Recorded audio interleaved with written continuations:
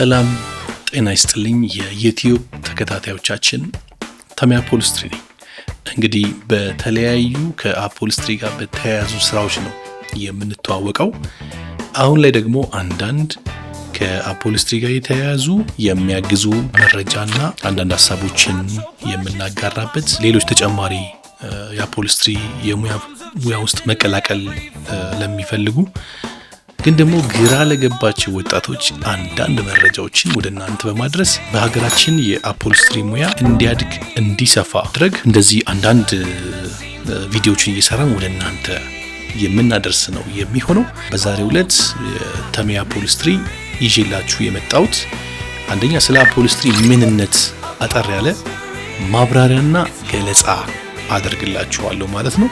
ሁለተኛ በሀገራችን የአፖሊስትሪ ሙያን ለማስተማር ባለፉት 4 ዓመታት በኢትዮጵያ ውስጥ ብቸኛውን ኮሌጅ ከፍተን የአፖሊስትሪ ትሬኒንግ እየሰጠን ነው የምንገኘው። ኮሌጃችን ምን ትሬኒንጎችን እየሰጠ ነው፣ ከምንሰጣቸው ስልጠናዎች ውስጥ ምንድነው የሚጠበቀው ውጤት የሚለውን ነገር በዚህ ቪዲዮ ወደ እናንተ ለማድረስ መጥቻለሁ። እስከ መጨረሻው ድረስ አብራችሁኝ እንድትቆዩ ወደፊት በጣም የተሻሻሉ የአፖሊስትሪ ስራዎችን ለማሳየት ትልቅ ጅማሮና መሰረት እየጣልን ነው የምንገኘው። እናንተም በዩቲዩብ ገጻችን እየተከታተላችሁ ስራዎቻችንን እየተመለከታችሁ ለሌሎች እያጋራችሁ ዩቲዩብ አካውንታችን እንዲያድግ በማድረግ ረገድ የበኩላችሁን አስተዋጽኦ እንድታደርጉም በዚህ አጋጣሚ በአክብሮት የምጠይቃችሁ ይሆናል ማለት ነው።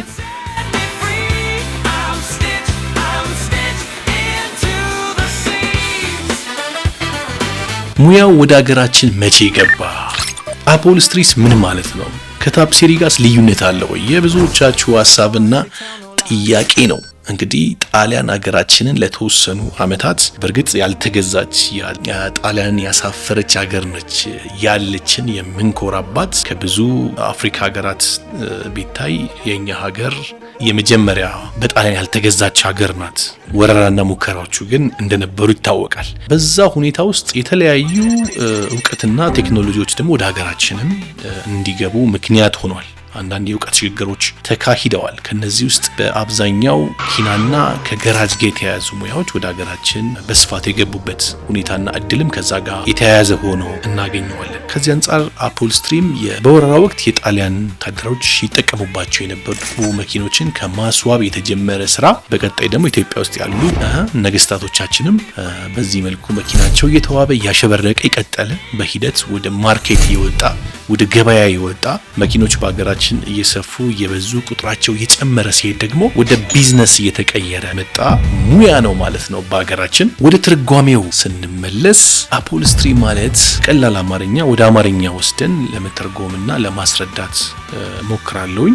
አፖሊስትሪ ማለት በእንጨት ላይ በብረት ላይ እንዲሁም በተለያዩ ፕላስቲክ ነገሮች ላይ ስፖንጅ፣ ጨርቅ፣ ገበር፣ የተለያዩ ሲንቴቲክና ጄኒውን ቆዳዎችን በመለጠፍ የሚሰሩ ማንኛውም አይነት የተሽከርካሪ አካላት ላይና የቤት ውስጥ ቁሳቁሶች ላይ የሚሰሩ ስራዎችን እነዚህን ማቴሪያሎች በመጠቀም እነዚህን ማቴሪያሎች በመስፋት እነዚህን ማቴሪያሎች በመለጠፍ እነዚህን ማቴሪያሎች በመወጠር የሚሰሩ ስራዎች ኦቨርኦል ከቤት ውስጥ ቁሳቁስ እስከ ተሽከርካሪ አካላት ድረስ የሚያካትት ትልቅ ሙያ ነው ማለት ነው። አንድ መኪና ተሰርቶ ከአምራች ኩባንያው ተመርቶ ሲወጣ የተለያዩ አካላቶች አሉት። ቦዲ አለ፣ ኢንጂን አለ፣ አት ዘ ሴም ታይም የውስጥ ኢንተሪየር ክፍሎች አሉ።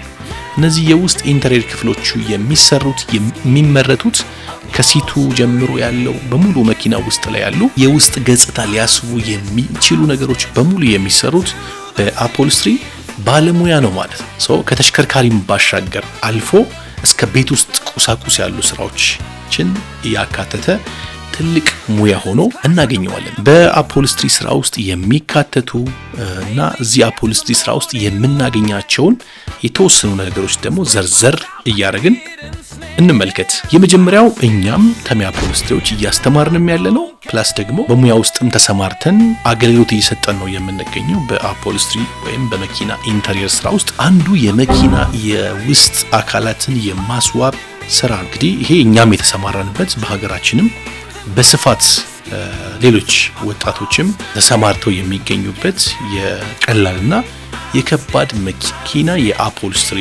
ስራ አንደኛው ሆኖ እናገኘዋለን። ሁለተኛው በሀገራችን በስፋት ያልተለመደ ግን በአፖልስትሪ ውስጥ የሚካተት ነገሮችን ነው እየጠቀስኩላችሁ የሚሄደው። የጀልባ የአፖልስትሪ ስራዎች አሉ። አንዱ በዓለማችን ላይ ከቅንጦት መገልገያዎች ውስጥ አንዱ ጀልባ ነው። የጀልባ ኢንተሪየር ከፍተኛ የሆነ የአፖልስትሪ ባለሙያ በጣም ብቁ ባለሙያ ከሚፈልጉ ዘርፎች ውስጥም አንዱ ሆኖ እናገኘዋለን። ምናልባት ወደፊት በሀገራችን እንግዲህ ያሉ ሐይቆች በደንብ እየለሙ ሲሄዱ በጣም ሌክዠሪ የሆኑ ጀልባዎች ወደ ሀገራችን ይገባሉ፣ ቢውልድ ይደረጋሉ ብዬ አምናለሁና ለዛም የሚዘጋጅ ባለሙያ መፈጠር ይኖርበታል ማለት ነው። በሶስተኛ ደረጃ የተለያዩ የኤሮፕሌን እና የኤርክራፍት የውስጥ ኢንተሪየር ስራዎችም እንደዚሁ በአፖልስትሪ ውስጥ የሚካተት ስራ እንዳላቸው እንመለከታለን። ኤኒ ኢንተሪየር ነገር ውስጥ ገብተን ነው የምንሰራው። በሀገራችን የተለያዩ ኤርክራፍቶች አሉ፣ አውሮፕላኖች አሉ። ምናልባት ይህን ቪዲዮ በሀገራችን ውስጥ ያሉ የአቪዬሽን ኩባንያዎች ታዩታላችሁ ብዬ አስባለሁ። ፕራይቬት ጀቶችም የተገዙ ነው ያሉት። እነዚህ ሁሉ ከስተማይዝ ይደረጋሉና ለዚህም ብቁ ሆኖ መዘጋጀት በአፖልስትሪ ዙሪያ እውቀት ይዞ መገኘት በዚህ ሀገር እጅግ አዋጭ እንደሚሆን በዚህ አጋጣሚ እየጠቆምኳችሁ እንደሆነ ትረዳላችሁ ብዬ አስባለሁ። ሌላው ቅድም የጠቀስነው የቤት ውስጥ ቁሳቁስ። የቤት ውስጥ ቁሳቁስ ከትናንሽ ስፖንጅ ገበር ካላቸው በእንጨት የሚሰሩ ኩርሲ ወንበሮች ጀምሮ እስከ ትላልቅ ሌክዠሪ የሆኑ የቤት ውስጥ ሶፋዎች ድረስ እነዚህ ስራዎችም ጭምር የሚካተቱት አፖልስትሪ ውስጥ ኤኒ ስፖንጅ ይኑሮ፣ ገበር ይኑሮ፣ ጨርቅ ይኑሮ፣ ቆዳ ይኑሮ ከአፖልስትሪ ስራ ጋር የተያያዘ እውቀትና ክህሎት ይፈልጋል። አትሴም ታይም እዚህ ውስጥ የውድ ወርክም ተሳትፎች እንደሚኖሩ አውቃለሁ። ኤኒ የፊኒሺንግ ስራው ግን ይመጣና የአፖልስትሪ ባለሙያዎችን እዚህ ውስጥም ይጋብዛል። ስለዚህ ወደፊት ከዚህኛው አንጻርም ያለውን ነገር እያሰብንበት ፈርኒቸርና አፖልስትሪን ከቤት ውስጥ ቁሳቁስ ጋር እንዴት አድርገን እናዋህድ የሚልም የትሬኒንጋችን አካል ለማድረግ ወደፊት አንዳንድ ንድፎችን እያዘጋጀን ነው የምንገኘው። ይሄም ጭምር እዚህ ውስጥ እንደሚካተት እንድትገነዘቡ። ሌላው ሁላችንም እንደ ትንሽ ነገር የምንወስዳት የሳይክል መቀመጫ፣ ይሄን የወንበር ነገሮች፣ የሞተር ሳይክል የሰልቫትዮ የማስጌጫ ልብሶች እና መቀመጫዎች ስፖንጅ አላቸው፣ ገበር አላቸው፣ ጨርቅ አላቸው፣ ቆዳ አላቸው። እነዚህ ፓርቶች ላይ የሚሰሩ ስራዎችም ትንሽ የሚመስሉ ግን በአፖልስትሪ ሙያ ውስጥ የሚካተቱ ነገሮች ናቸው። ስለዚህ ከዚህ አንጻርም ያለውን እውቀትም የትሬኒንጋችን አካል አድርገን እየሄደን እንደሆነ በዚህ አጋጣሚ ያው ጠቆም እያደረግኳችሁ ነው ማለት ነው። ሌላው የተለያዩ የአካል ጉዳተኛ መገልገያዎች ምሳሌ ዊልቸሮች፣ እንደ ስትሬቸር ያሉ በሆስፒታል ውስጥ የምንገለገልባቸው ማቴሪያሎች ፕላስ ደግሞ የሆስፒታል ተንቀሳቃሽና እንደፈለግን አጅስት የምናደርጋቸው አልጋዎች፣ እነዚህ ውስጥም የአፖልስትሪ ስራ እንዳለ ምን ያህሎቻችሁ ታውቃላችሁ? አፖልስትሪ ሲባል በእነዚህ ሁሉ ማዕቀፍ ውስጥ የተካተተ በጣም ትልቅ ግዙፍ ሙያ ከማስዋብ ከማሳመር ሪስቶር ከማድረግ አዳዲስ ነገሮችን ፈጥሮ ከመስራት ጋር የተያያዘ በጣም ሰፊና ትልቅ ሙያ ሆኖ ያለ በሀገራችን ግን እምብዛም ትኩረት ሳይሰጠው በዚህ ዘርፍም የሚሰማሩ ሰዎች በአብዛኛው በልምድ በራሳቸው ጥረት እንጂ የአፖልስትሪን ቤዚክ ሳይንስ ተረድቶ ከመስራት አንጻር ሀገራችን ውስጥ ያለው እውቀትም ቴክኖሎጂም አረዳድም በጣም ዝቅ ያለ እንደሆነ በዚህ አጋጣሚ ልነግራችሁ እፈልጋለሁ።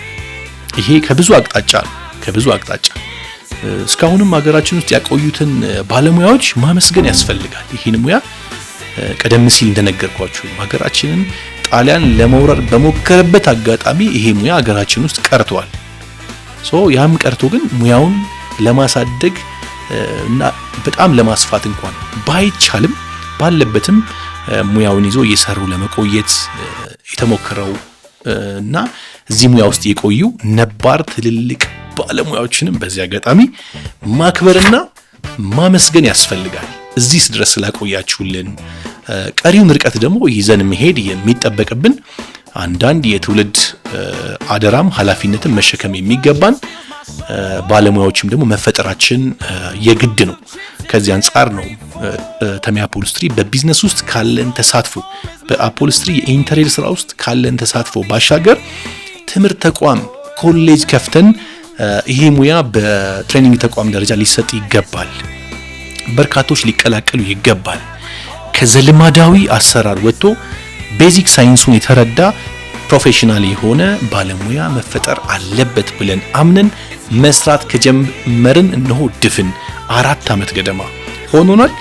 በዚህ ሂደት ውስጥ በርካታ ባለሙያዎችን አስመርቀናል። በትንሹ ከ400 የማያንሱ ሰልጣኞችን ተቀብለን አስተምረን አሰልጥነን በገበያ ውስጥ ገብተው እንዲሰሩ በማድረግ ሀገራዊ ኃላፊነታችንንም እየተወጣን እንደምንገኝስ ምን ያህሎቻችሁ ታውቃላችሁ? በዛሬው ቪዲዮ ስለ አፖልስትሪ ምንነትና በውስጡ አፖልስትሪ ምን ስራዎችን ያካትታል፣ ምን ነገሮች በዚህ ውስጥ ይዳሰሳሉስ የሚለውን ነገር ልገልጽላችሁ ሞክሬያለሁ።